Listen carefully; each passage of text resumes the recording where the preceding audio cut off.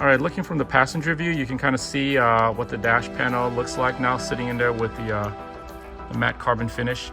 That's actually an authentic S2000 start button. SOS makes a harness for it, so we essentially mounted that thing right under the radio, and that's a secondary way to start the car. With the Sony AX5000, there's a couple unique things. There's 2 USB ports on this thing. One we ran to the driver's side. That one allows the smartphone to be connected, and that enables CarPlay. Then there's a secondary USB port over here on the side, which we ran over to the passenger side. This will be great for the passenger if they want to plug in their phone to charge it. They can also plug in a USB stick in here and just leave it in the corner here, and that'll allow music to be played directly from the USB stick.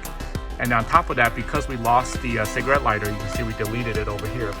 We decided to give the customer 2 more USB ports, which you can see down here at the bottom. There's a little USB thing. So if we reach down here and we open it, this allows 2 more USB ports over here that are nice and lit. So this is kind of nice if you want to charge in your phone while you listen to music and the other USB ports are all taken.